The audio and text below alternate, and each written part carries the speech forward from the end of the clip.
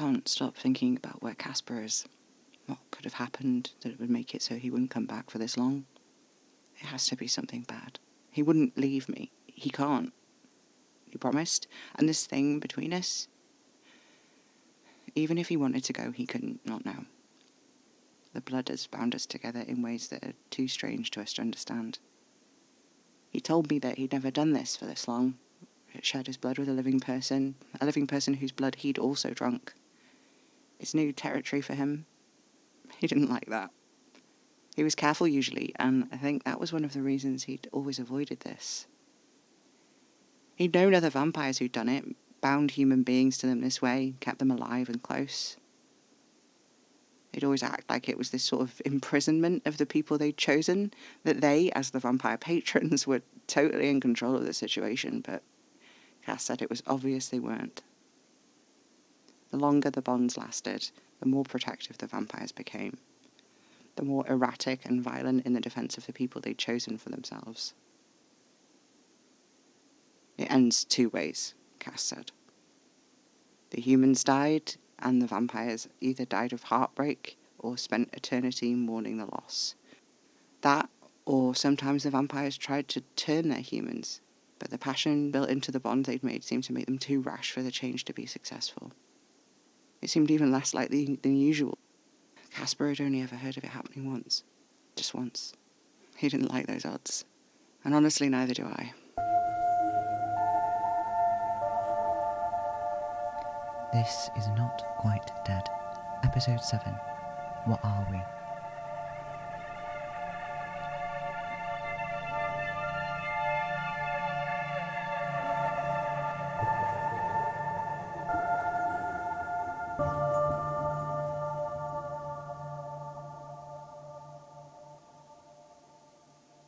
Sometimes Cass brings up what happened at the hospital as this kind of generous act of faith. Something that I'd done that spared the life of someone I'd never even met. I don't know that he really would have killed anyone, though. He's convinced he was right on the brink, but he made it all the way from my flat to the hospital and back again without laying a finger on anyone. And he told me once he'd locked himself inside a wine cellar for 6 days to stop himself from killing anyone, and only came out after he'd heard someone from the town over had taken ill, and it seemed like they were going to die any day. He convinced himself that it would be impossible to break the bolt on the door from the inside, but it wasn't. He was surprised at how easily he got himself out. So he could have left at any point, really. And when I pointed that out, he just sort of laughed. After he got out, he made it all the way to the girl with scarlet fever before touching anyone. Even then, he didn't kill her, not completely. He sat through the night and held her hand. Nobody else could, not with scarlet fever. They'd have caught it too. To hear Cass talk about it, it's this awful thing he's done, but really, he kept everyone safe by locking himself up, and then went to someone who was about to die anyway and held their hand when no one else could. That doesn't sound monstrous to me. So that day in the hospital, I think he came to me because he knew I would let him take what he needed. The bond between us goes both ways. I might not be able to feel his emotions like he feels mine, but I don't know. It's weird. I can tell what he needs, especially if I'm the one who can give it to him. Anyway, I'm pretty sure that's why he showed up that day, so I could give him what he needed. Whatever the reason, though, it was like me giving all that blood to him, blood untainted by the infection from the half-made vampire that had killed Ben. It solidified things. Not that there seemed like there was much option for backing up before then, but there definitely wasn't after that. I remember I woke up in my own bed, not in the hospital. Casper assured me later that I'd been conscious enough to stand up and walk out on my own to the car before he drove me home, even though I couldn't remember it. Casper was sitting next to me on the bed, reading, holding my hand. He'd let go for moments at a time to turn the page. When he saw my eyes were open, he got up, but came back a moment later with a whole bottle of energy drink and a sandwich, which he made me eat and drink a lot of. He sat and read, but I could tell he was watching me out of the corner of his eye. After that, I just dozed on top of the unmade bed, not touching Casper at all. He offered to leave, but it was nominal at that point. It was such a hot summer. The coolness of his body was a relief against the heat. "Do you have anything with a lot of sugar?" he asked, after what might have been hours, possibly several short and blissful lifetimes. He got up and I heard him rummaging in my cupboards before he returned with a 4-pack of Kinder Buenos. He opened one and broke off a square. Can you even eat that? I asked. It's not for me. He held the square of chocolate out until I ate it from his fingers. When I did, he smiled wide and indulgent. If you call me a good boy, I will bite your fingers off, I told him. Noted, said Casper. He handed me the rest of the bar. Seriously though, can you eat people food? Yes. Some of it is nice, even if it doesn't provide me with anything nutritionally. I grew up with quite a different palate than what you're used to now, though. Shit, I never even thought to ask. You're not like 1,000,000 years old, are you? Casper scoffed. Not 1,000,000 years, no. You're older than you look, though. Yes, though I am quite young in vampire terms. I poked him in the side. So how old are you? 207, he said. I lay flat on my back. Does that bother you? He asked. I mean, I don't know. It's not really an age normal people live to be, so it's not weird like that. But 2 world wars, man. You were alive when the Titanic sank. Alfie, dearest, I was alive before they invented electric light bulbs. Shit, man. That's fucking old. It is, he said. You need to eat more sugar. I opened another bueno. I'll be 30 in September, if you were wondering. Do vampires still do birthdays? Not really. It starts to lose its shine a bit once everyone you knew when you were alive has died and you're the last relic of a time everyone around you is consigned to history books. He smiled oddly. He took a chocolate bar from the pile and opened it, breaking one of the squares of wafer off and pulling it apart to lick the cream from the inside. I could have watched him do anything and wanted to kiss him by that point, but this, in particular, made the breath catch in my throat. He looked up at the sound and grinned wickedly. Sweet, he said, but nothing on you. I felt my face flush red in embarrassment and picked at my own bar. I was surprised at how easy it was to be around him. I hadn't known him long at all. The fear and confusion of it all seemed to make it feel much longer, and whatever was happening with the blood we'd drunk from one another made the connection deep and strange. What's a really old vampire doing in York, then? Are you from here? No, said Casper. He looked off into the distance. I'm here because of them. I knew what he meant right away. Why? Casper's expression was dark and dangerous, and not in the way that it had been when he pinned me to the tree in the forest. Not even like it had been at the hospital where he was convinced he was moments away from tearing my throat to shreds. There shouldn't be so many of them, he said. I turned this over in my mind and finished another bueno. You think someone's doing this on purpose, making them deliberately? Yes, said Casper. Why? Casper looked at me oddly, like he was surprised I was interested. Like he wasn't a vampire telling me he'd come to my home city hunting rotting things whose damage I'd seen firsthand. Like I hadn't been living in the shadow of the violence of those monsters for months before. I wouldn't let them harm you, he said. You almost didn't make it there in time. They killed Ben. They killed so many people. I know, said Casper, but I wasn't connected with them the way I am to you. If you're in danger, I will know, and I'll come. What if you're really far away? The furthest I'll be from you is the hospital, and I can run very fast. It was all over, Ben. It took less than 2 minutes. It was almost through with me by the time... Casper cut me off by calling my name. His voice was deep and dark and dangerous. The panic inside me stilled under the finality of it. I will not let them have you, he promised. The words went right to my head, made it spin. It felt like he'd proposed to me. It felt like we just got fucking married. It felt like more. It felt like, honestly, like too much. Like I couldn't hold it inside myself. And suddenly I was very aware of the heat and the smell of his skin, so comfortable and casual before, but now felt strange and off-kilter, like someone slamming at piano keys with their fists. I could just about hear my heart over the ringing in my ears. A week. I had known him for a week. In that time he'd saved my life and threatened to take it more times than I could count. Had admitted that he tried to wipe my memories of him from my mind. That there was now this thing, this huge, frightening thing between us. No, not between us, inside us, in our blood. Our blood. Casper traced the line of my jaw with his finger and then pressed hard against my throat. So hard I could feel the blood squeezing past the pressure. My head was swimming. I started thinking insane things. I wanted him to kiss me, to bite me, to fuck me, to drain the life out of me. I got up and ran to the bathroom and slammed the door shut. I put my head between my knees and tried to remember how to breathe. I could not keep up. He was a vampire. He wanted to kill me. I gave him 2 pints of my blood without really questioning it. I let him bite me. I wanted him to bite me again. I wanted to see my blood on his lips, feel his teeth in my neck. I didn't want to die. I didn't want those things to get me. I thought of the awful nuzzling, like a blind kitten seeking milk from its mother, bits of flesh falling from it, like its bones were nothing but armature held together with glue. And that thing had been someone. It had been someone. It was desecrated, foul, dead, intent on bringing everything with it. Casper's words rang around my head, a thirst that could never be sated, how it echoed the deep and terrifying wants in the pits of me which were opening up, pits I was right on the precipice of. At any moment I was at grave danger of falling into. Distantly the thought came to me that I was having another panic attack. I took my hands out of my hair, laid my palms flat on the just barely cool tiles of the floor. I listened to the hum of the extractor fan and the slight, barely there fizz of the light bulb glaring above me. There was a gentle knock at the door.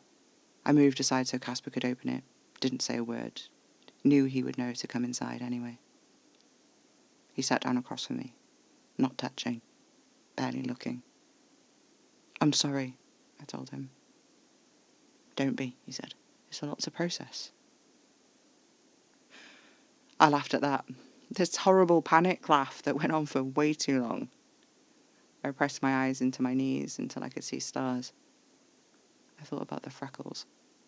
I thought about the way he looked in the forest, feral, beautiful under the moonlight. I uncurled myself, shaking a little, and crawled across to him. It was all so much. Too much. But also not enough. I didn't need to explain this to Casper. Casper knew it already. There's a mistake that's easy to make here, I think. A temptation to talk about trust. But you can't really. Trust is something precious. It comes in lots of shapes, for sure, like the trust a child has for a parent, the trust we place in our partners not to hurt us, the trust we give a surgeon who is cutting us open. All trust in different flavours. I didn't trust Casper. Not to stay, not to keep me safe, not even that he wouldn't kill me, not entirely. You could not spend time with him and not be aware, implicitly, that he was a thing that was designed for killing. The smell of him, the way he moved, the bright white flash of his 2 sharp teeth. It wasn't trust that pulled me to him. It was something else, something manic and wild, an animal thing. I'd done this course several years back about addiction. It was a weird one, sort of experimental, I think, and most of it was pretty useless in terms of day-to-day nursing, but one thing that stuck in my head was this concept called the death drive. This subconscious need to return to an inorganic state. It was close to that, I think, in those early days with him. Like every minute, I was only a second away from asking him to kill me. Trust would come later, bit by bit. Trust that even if I asked him to, he never would.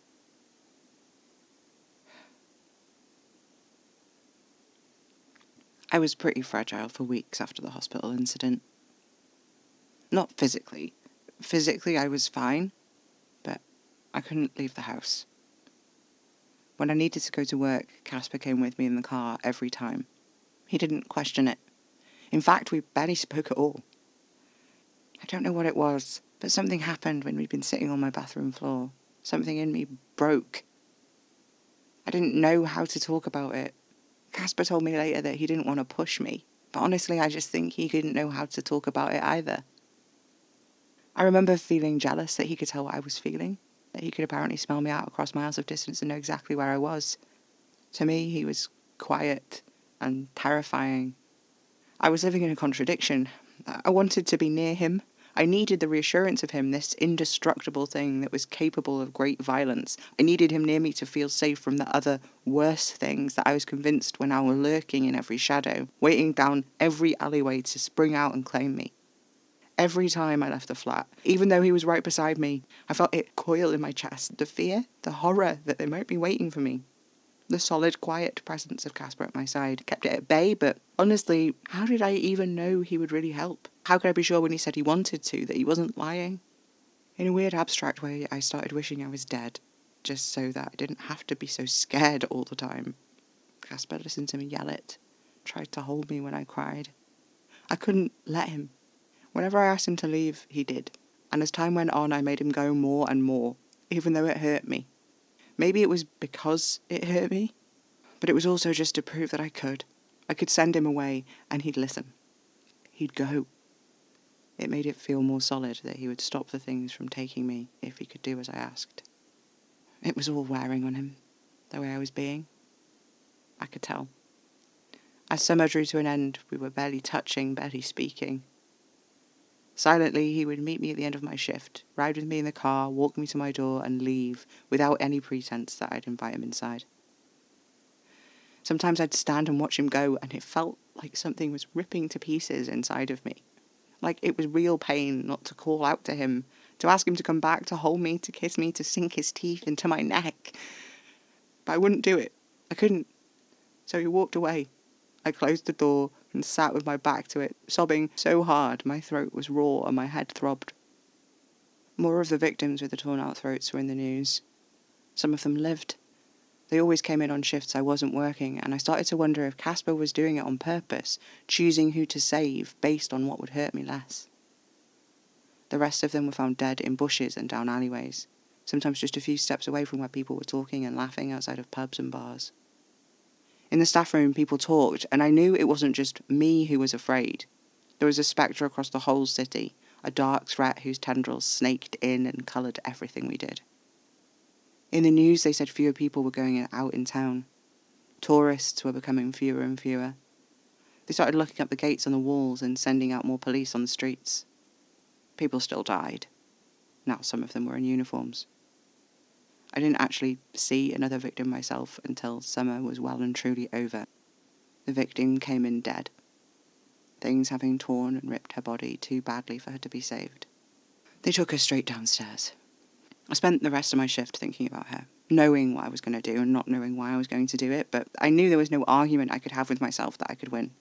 I waited until the end of my shift and went down to the morgue where they were keeping her. It was empty. The lights were off, so I used the torch on my phone.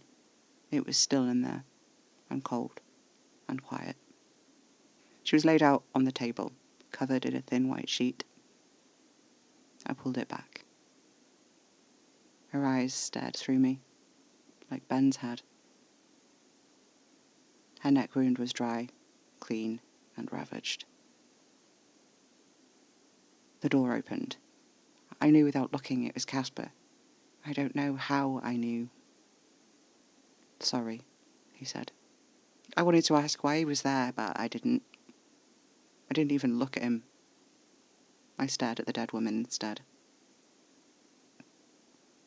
Casper said, "Before this started, it happened before. Months before. A few people were attacked and killed. You wouldn't have heard about it because none of them lived long enough to make it to the hospital. So they only started living after you got here. You saved them, but not enough. But your blood, it saved Linda, it saved me. Why couldn't it save all of them?" Vampire blood has its costs. Drink too much, it will kill you. And there's a chance of accidentally making more of them. Cass crossed the room. He opened one of the doors on the storage freezers and pulled out the tray. Laying bare and naked was something half-rotted and stinking. Its face was a mess of rendered flesh and displaced teeth. There were no eyes to speak of. "You said it only happened when people tried to make real vampires." "No, I said that that's the most common result when they attempt it. The half-made can be born of this other mistake too, but there's no chance of making a real vampire that way." "That's what you meant about people making them deliberately?" "Yes. This many of them, if it was a renegade vampire trying to make companions and failing, there would be at least one success by now, but there hasn't been, and my ear has been very close to the ground." "Are you the only real vampire in York?" I asked. Casper laughed. "No, far from it, but the community here is tight-knit. Everyone is angry about the half-made. They've been looking for the culprit. False accusations have been made, and the consequences have been brutal. Lives have been lost." My pulse sped up. I don't know if I'd been making this assumption that Cass was somehow indefeatable consciously, but Now the idea of his death was presented to me, it was almost too much to bear. "We can die," said Casper. I scrunched my eyes shut. "That upsets you," he said. "I don't want you dead." Casper seemed at a loss for how to respond to that, and a rush of guilt so powerful it threatened to bring me to my knees racked through me. "Did you think I wanted you dead?" "I don't know what you want," he admitted. He sounded very small in that moment, and I realised all at once that despite it all, the teeth, the blood, the everything, there were parts of Casper that were very human indeed, and for some reason, that made me furious. I snapped at him. "Why did you come here? I'm not in danger." "I know, but I was worried." "Why?"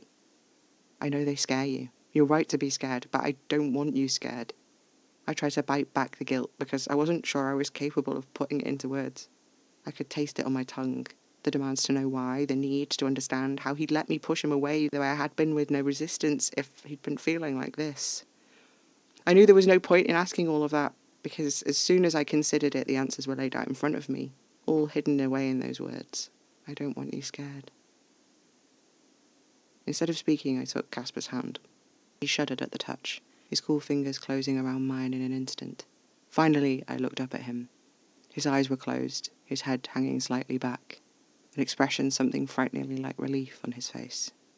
All the healed marks he'd made on me seemed to light on fire as I looked at him, barely visible in the light of my phone's torch, which I had still pointed at the ground. "I can't deal with any of this," I said. "You're making me different." Casper looked down at me, eyes still half closed. "I'm sorry." I shook my head. "It's all right." "You're making me different too," said Casper. "I think I want you to kill me," I said, all at once. Casper laughed. "I know, but I won't." I gripped his hand tighter. "Will you take me home now?" Casper squeezed my fingers. "Of course." We covered up the dead victim and slid the half-made thing back behind the fridge door. At my flat there was a moment on the threshold, Casper hesitating, waiting for me to tell him to stay or go. I kissed him, long and slow. He took both my hands in his and rested our foreheads together, the way he'd done that night in the forest. We sat on the floor in my tiny kitchen living room. We talked about a lot that night. He told me about where he'd grown up, a small town in what was now the Czech Republic. How he'd been one of the few of his peers who'd learned to read and gone to the city when he was young to look for work, and eventually became an assistant to an architect. He did fairly well for himself, married a young woman and had 2 children by the time he was 30. One night, he met a woman named Antoinette.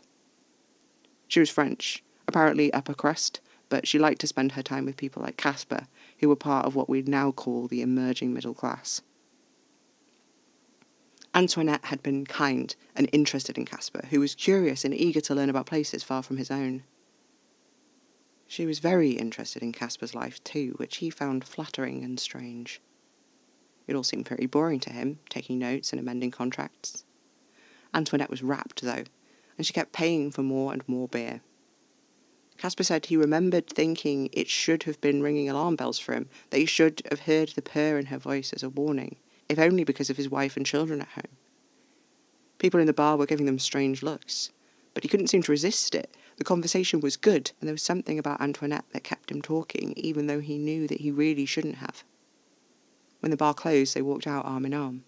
Casper offered to walk her home. The sun would be rising soon, but it wasn't right to leave a woman alone in the city at night without an escort. People were going to talk whether he did this propriety or not, and he didn't want to part from her. She was staying in the finest hotel at the city, but as they approached the grand steps, she stopped. She told him there was another entrance, more discreet. Casper thought he knew what was being asked of him then, that she was going to sneak him up to her room. He was going to cheat on his wife. He stood conflicted, but when he said he should just go home, she wouldn't let him unwind their arms.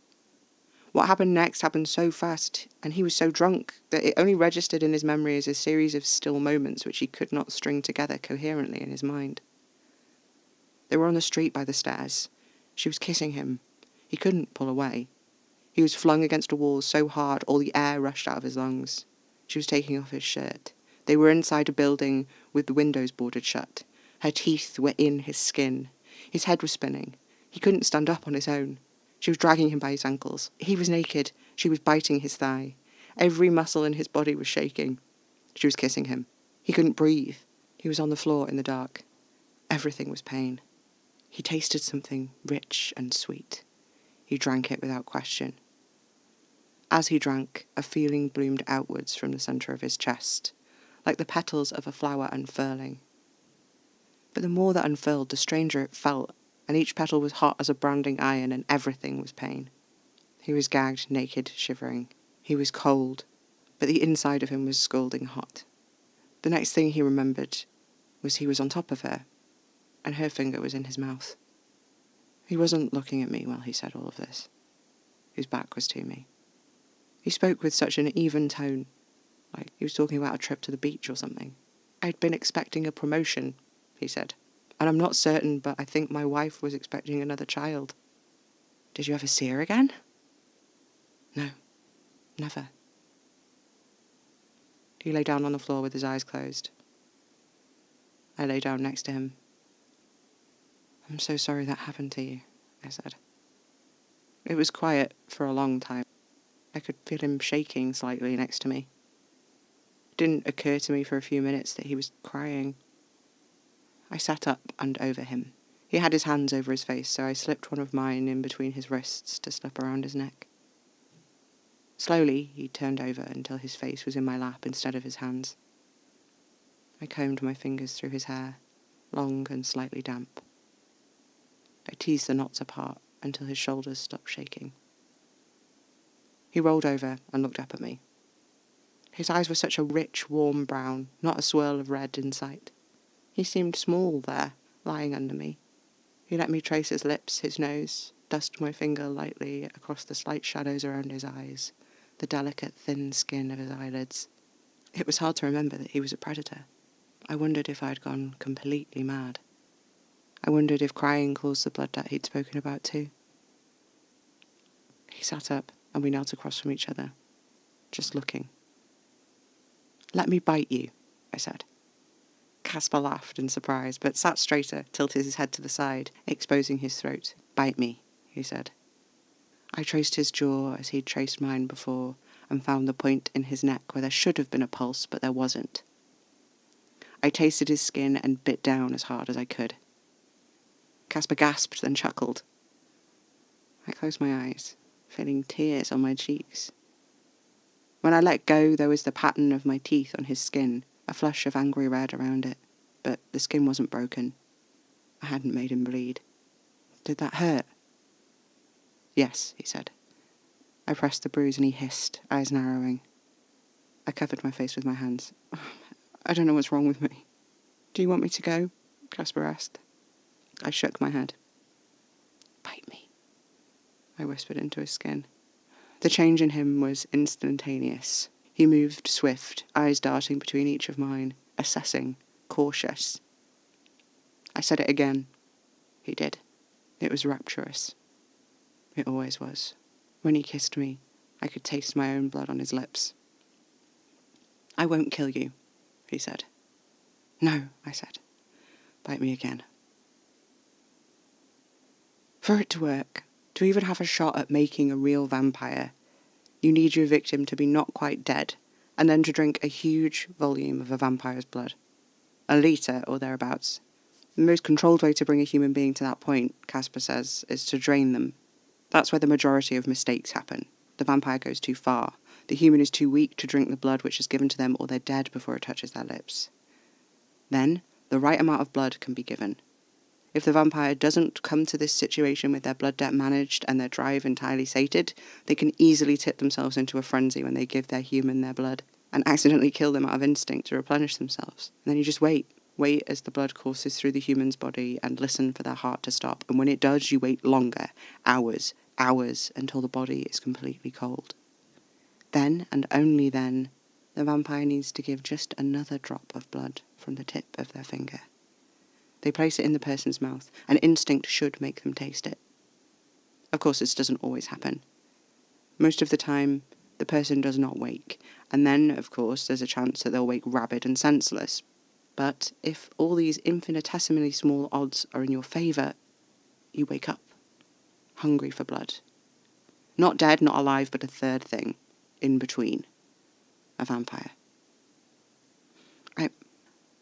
I think there's a way I can make it work, even if he doesn't come back. I think if I just hold back a syringe full of what Casper left me, I put it in my mouth, once I've drunk the rest, it should work the same. The drive only wakes up once the body has cooled. The instinct won't be triggered until the proper time, even though the syringe is there from the off. But I need to make sure it actually stays there in my mouth, doesn't fall aside, and I don't drink it by mistake in the process of the blood taking the last bit of my life out of me. Casper warned me there might be some thrashing. It's not ideal, but the alternative is dying without any hope that it won't be permanent. It would be easier if he was here. Maybe if I waited it out, measured that last litre into 2 doses instead of drinking it all at once. Maybe he'd be back before my time ran out and we could have the best chance of it working. But the thing is, I know he would be here if something hadn't happened. Because he wouldn't leave me like this. He can't. Not when he knows I'm scared. Not when he knows I'm so close to the end. He doesn't have a choice any more than I had a choice. I'm going to measure out what's left of the blood.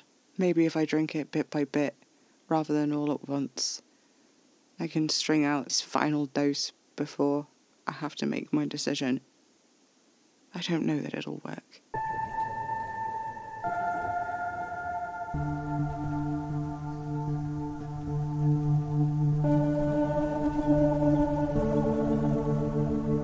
Not Quite Dead is written, performed and edited by Abram Major under a Creative Commons 4.0 Attribution license.